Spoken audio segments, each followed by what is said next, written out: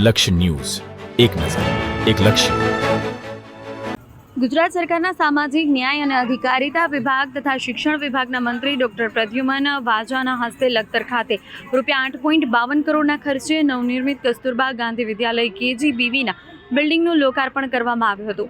આ પ્રસંગે મંત્રીએ શાળાના નવનિર્મિત ભવનનું નિરીક્ષણ કર્યું હતું અને દીકરીઓના ઉજ્જવળ ભવિષ્ય માટે શુભેચ્છાઓ પાઠવી હતી.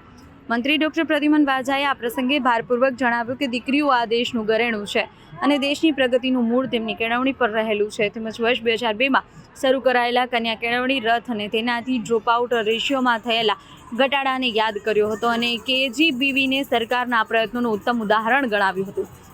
તેમણે જણાવ્યું કે ભારત સરકાર દ્વારા 2004માં શરૂ થયેલા રેસિડેન્શિયલ શૈક્ષણિક કાર્યક્રમ શાળા બહારથી ડ્રોપ આઉટ થયેલી કે દુર્ગમ વિસ્તારમાં આવેલી દીકરીઓના શિક્ષણને પ્રાથમિકતા આપે છે.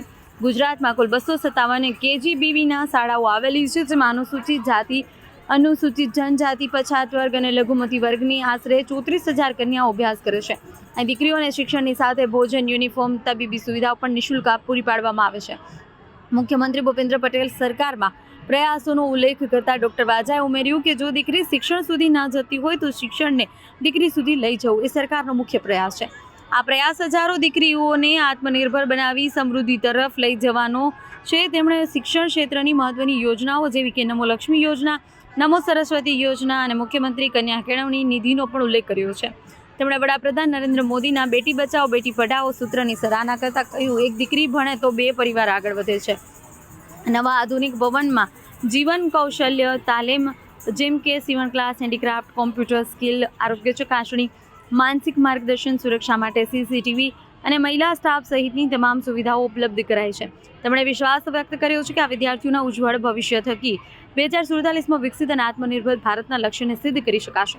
આ પ્રસંગે ધારાસભ્ય PK પરમારે જણાવ્યું કે ગ્રામ્ય સ્તરની દીકરીઓનું શિક્ષણ અવિરત રહે તે હેતુથી સરકારે અહીં નિવાસી ક્ષમતા 50માંથી વધારી 200 કરી છે. તેમણે આશા વ્યક્ત કરી છે કે અહીંની બાલિકાઓ અભ્યાસ થકી IAS, IPS, ડોક્ટર કે એન્જિનિયર બની પ્રગતિ કરશે. તેમણે કન્યા કેળવણી પર પ્રધાનમંત્રી નરેન્દ્ર મોદીને મૂકેલા વિશેષ ભારને કારણે સુરેન્દ્રનગર જિલ્લાને શિક્ષણ ક્ષેત્રે કરેલી નોંધપાત્ર પ્રગતિનો ઉલ્લેખ કર્યો હતો. શિક્ષણ ક્ષેત્રે મોટી સિદ્ધિઓ ઉલ્લેખ કરતા તેમણે જણાવ્યું કે 86 શાળાઓના ઓરડાની ઘટ અંગે રિપોર્ટ રજૂ કરતા મુખ્યમંત્રીએ તમામ કામો મંજૂર કરી ₹102 કરોડ ફાળવ્યા છે.